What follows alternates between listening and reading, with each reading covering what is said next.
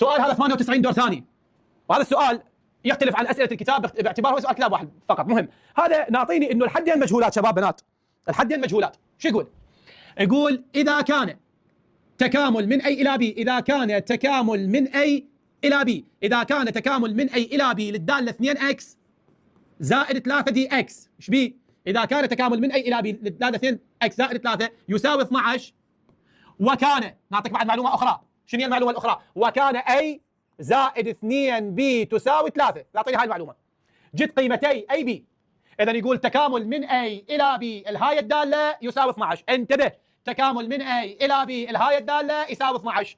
اريد قيمه الاي والبي، انا اقول لك اخذها قاعده، ما لك علاقه بحدود التكامل الا تكامل الاعلى، الا عفوا تكامل الداله وبعدين تعوض الاعلى ناقص الادنى. هو هسه يريد الاي والبي، بس الاي والبي هنا شكليه اذا ما تكامل لا يتفعل دور حدود التكامل.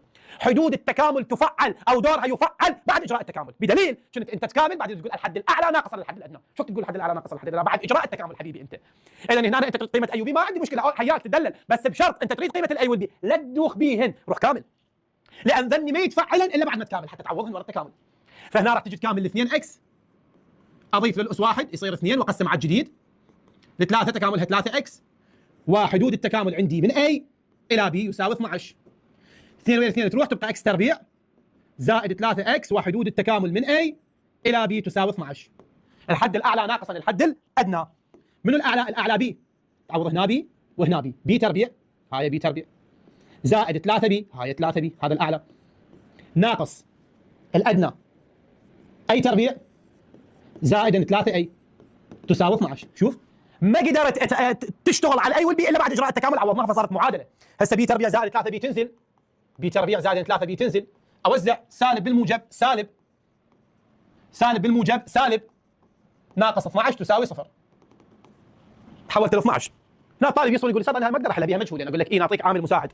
قايل لك يابا ترى اي زائد 2 بي تساوي 3، اي زائد 2 بي تساوي 3، الاي تنزل، ال3 تنزل، الموجب 2 بي تعتبر تصير سالب 2 بي واعتبرها هي المعادله رقم 2. يعني من هاي المعلومه اللي ناطيني اياها الثانيه اطلع قيمه اي بدلاله بي واجي ازكى هنا.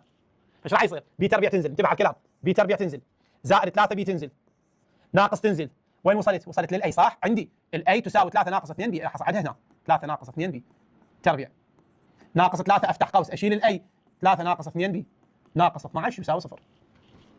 بي تربيع زائد 3 بي ناقص افتح قوس مربع الاول 2 في الاول في الثاني زائد مربع الحد الثاني، مربع الحد الثاني، وما اقدر اوزع سالب على القوس لانه يعني تربيع، دير بالك، مربع الاول 2 في الاول في الثاني زائد مربع الحد الثاني، هنا اقدر اوزع لان الاس 1 سالب 9 زائد 6 بي ناقص 12 يساوي 0.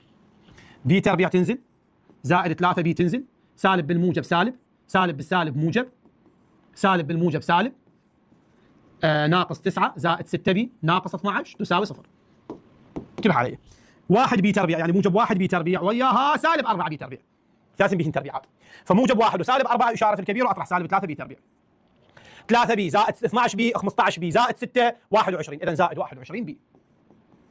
سالب 9 وسالب 9 سالب 18 وسالب 12 سالب 30 تساوي 0، اقسم على سالب 3 فراح تطلع لي بي تربيع ناقص 7 بي زائد 10 تساوي 0. احللها بمن؟ بالتجربه.